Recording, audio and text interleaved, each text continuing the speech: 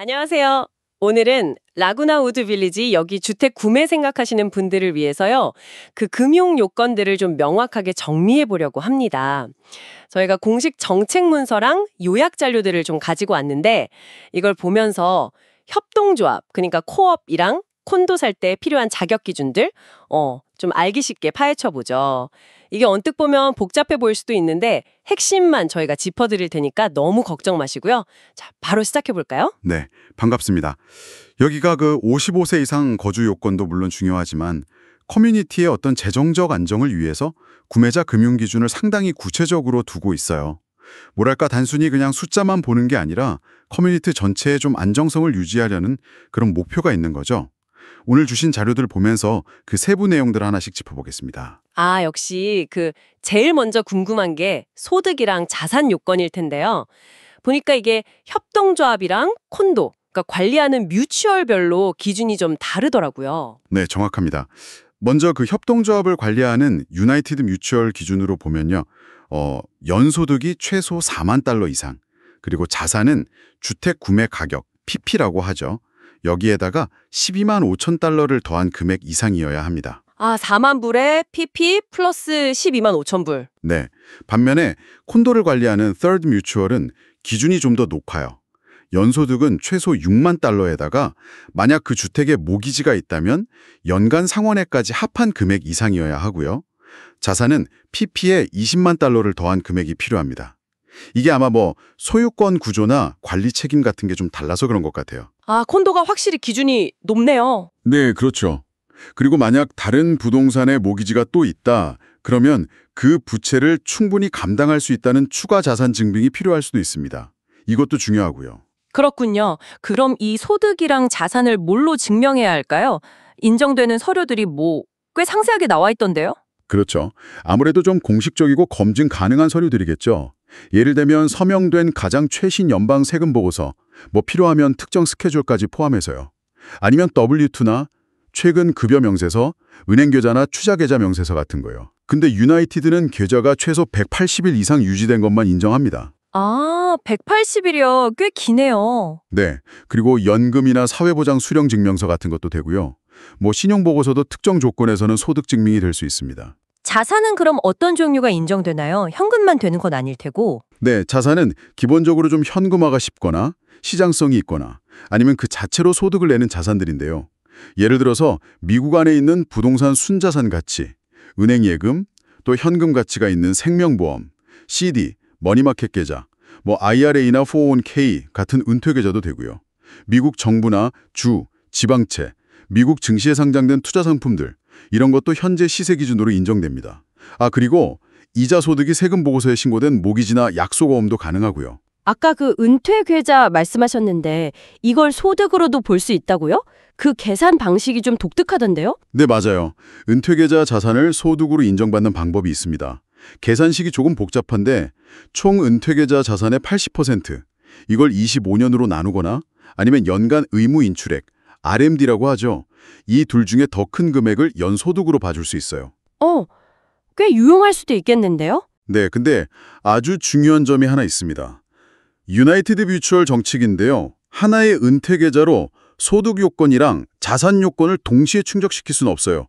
그러니까 은퇴 계좌를 소득으로 썼으면 자산으로는 못 쓰고 자산으로 썼으면 소득으로는 못 쓰는 거죠. 둘 중 하나만 선택해야 합니다. 아, 그건 꼭 기억해야겠네요. 그럼 반대로 자산으로 인정 안 되는 것들도 미리 알아두면 좋겠어요. 혹시 실수하기 쉬운 부분 같은 게 있을까요? 네, 있습니다. 이것도 꼭 확인하셔야 낭패를 안 보죠. 예를 들어서 이동주택이나 RV, 보트, 자동차, 아직 개발 안 된 땅, 예술품, 보석, 수집품 이런 건 안 됩니다. 그리고 정기생명보험, 텀라이프, 한 번에 목돈으로 뺄 수 없는 연금, 또 상속받을 예정인 재산 이런 것도 안 되고요. 개인 간의 약속보험도 세금 보고서에 신고 안 됐으면 인정 안 해줍니다. 특히 유나이티드 뮤추얼 같은 경우는 부부 공동재산 전체를 한 사람 자산으로 다 인정 안 해줄 수도 있으니까 부부 공동명의 자산이 많으시면 이것도 어떻게 증빙할지 미리 좀 계획을 세우시는 게 좋습니다. 이야, 진짜 꼼꼼하게 보네요. 만약에 이 요건들을 혼자서는 좀 맞추기 어렵다. 그러면 다른 방법은 혹시 없을까요? 그 보증인 제도 같은 거 있던데요. 네, 맞습니다. 보증인을 세우는 방법이 있어요. 근데 여기도 조건이 좀 붙습니다. 일단 보증인은 그 집에 살면 안 되고요. 캘리포니아 거주자여야 해요. 유나이티드는 자산도 캘리포니아에 있어야 하고요. 그리고 보증인한테 요구하는 재정 기준이 구매자 본인보다 훨씬 높습니다. 훨씬 높다고요? 어느 정도인데요? 예를 들어서 콘도, 그러니까 떨드 뮤추얼의 경우는요. 보증인 소득이 연시 8만 2천 달러에다가 해당 주택 연간 모기지 상환액을 더한 금액 이상이어야 하고요. 자산은 PAP에 34만 달러를 더한 금액 이상이어야 합니다. 신용 점수도 700점 이상이어야 하고요. 와, 18만 2천 불 플러스 알파에 자산은 PAP 플러스 34만 불. 엄청나네요. 네, 그렇죠. 근데 이때 구매 신청자 본인도 최소 20만 달러 이상 자산은 또 증빙을 해야 해요. 아, 본인도요? 네. 그리고 협동조합, 유나이티드 뮤추얼의 경우는 보증인 소득이 연 9만 달러 이상, 자산은 PAP 플러스 25만 달러 이상이고요. 이때도 구매 신청자 본인이 최소 연소득 2만 4천 달러, 그리고 자산 PAP 플러스 7만 5천 달러 이상은 증빙해야 합니다. 그리고 보증인은 보증 계약서 같은 서류도 내야 하고, 라구나 우스 빌리지 안에서는 딱 한 채만 보증할 수 있다는 제한도 있어요. 이것도 유나이티드 정책입니다. 그렇군요. 보증인도 쉬운 건 아니네요. 그럼 만약에 이미 이 커뮤니티에 집을 가지고 있거나 아니면 여러 채를 사려는 경우는요? 이것도 가능한가요? 네, 가능한데 그럴 경우엔 추가되는 집마다 요구되는 소득이나 자산 기준이 상당히 높아집니다. 각 뮤추얼마다 세부 규정은 조금씩 다르겠지만 기본적으로는 추가 유닛을 살 때마다 별도로 충분한 재정 능력을 또 입증해야 하니까요. 다주택 소유는 훨씬 더 큰 재정 준비가 필요하다고 봐야죠. 알겠습니다. 그리고 그 월 관리비 HOA fee 얘기도 좀 있었는데 여기에는 보통 뭐가 포함되나요? 네, 월 관리비에는 보통 건물 보험료, 근데 지진 보험은 빠져요. 케이블 TV 요금, 수도세, 쓰레기 처리 비용, 건물 외부나 공용구역 유지 보수 비용, 24시간 보안 서비스, 커뮤니티 안에서 다니는 셔틀버스 운행비, 클럽하우스나 골프 코스 같은 각종 편의시설 이용료 같은 게 포함됩니다. 다만 전기세, 인터넷, 전화요금은 개인이 따로 내야 하고요. 재산세는 협동조합이란 콘도가 처리 방식이 좀 다릅니다. 자, 오늘 정말 많은 세부 내용들을 살펴봤는데요. 이 모든 정보를 우리가 접할 때 가장 좀 명심해야 할 점이 있다면 뭘까요? 네, 이게 정말 중요합니다. 뭐냐면 오늘 저희가 말씀드린 이 모든 금융 요건이나 정책들은 각 뮤추얼 이사회가 결정하면 바뀔 수 있다는 점입니다. 언제든지요. 따라서 실제 구매를 진행하실 때는 반드시, 정말 반드시 해당 시점에 가장 최신 정보를 HOA 사무실이나 에스크로우 회사 아니면 라구나 우즈 빌리지 공식 웹사이트 통해서 직접 확인하셔야 합니다.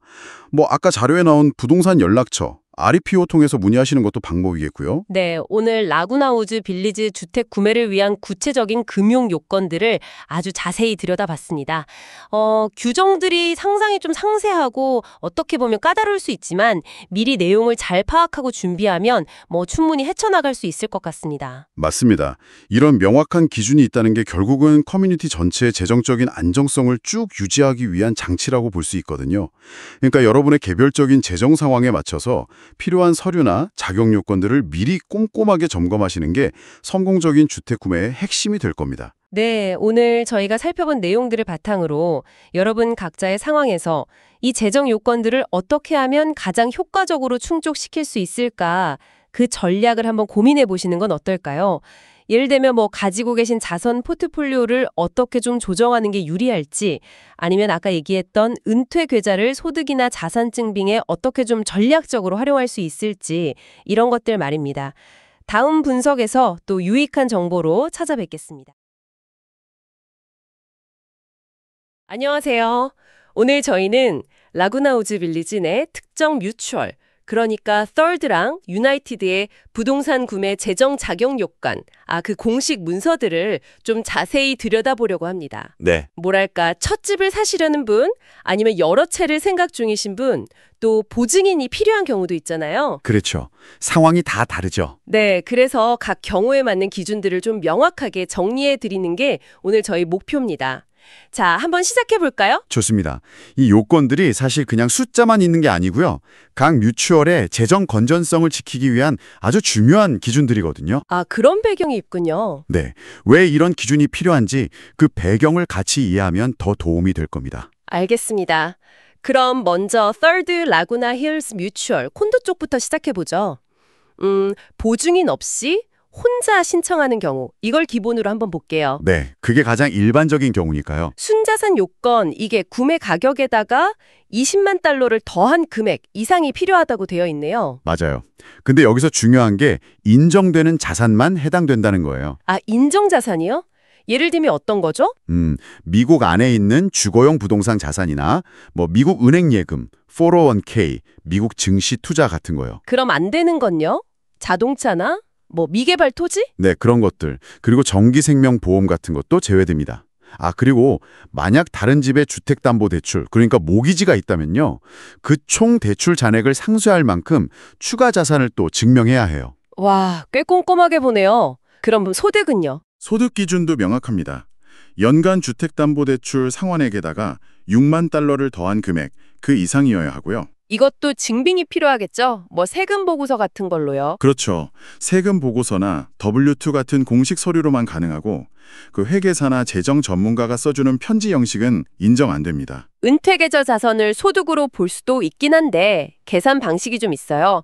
총 자산의 80%를 25년으로 나누거나 아니면 연간 의무 인출액, 이 둘 중에 더 큰 금액으로 계산합니다. 그렇군요. 이게 결국엔 관리비 같은 미래 비용까지 잘 낼 수 있나 이걸 확인하려는 거네요. 네, 맞습니다. 단순히 집값만 보는 게 아니라 그 커뮤니티에서 안정적으로 거주할 능력을 보는 거죠. 근데 만약에 이 기준을 맞추기가 좀 어렵다. 그러면 보증인 제도를 쓸 수 있잖아요. 네, 가능합니다. 보증인 요건들 따로 있는데요. 조건이 어떻게 되죠? 일단 캘리포니아 거주자여야 하고요. 순자산은 구매 가격에 34만 달러를 더한 금액 이상. 연소득은 그 신청자의 연간 모기지 상환액에 18만 2천 달러를 더한 금액 이상이어야 합니다. 와, 보증인 조건도 상당히 높네요.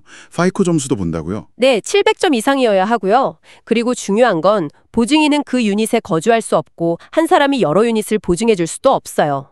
Assessment Charges Guarantor Obligation Form 서명도 필수고요. 아, 그럼 보증인을 세우면 신청자는 아무 조건 없어도 되나요? 아니요, 그건 아닙니다.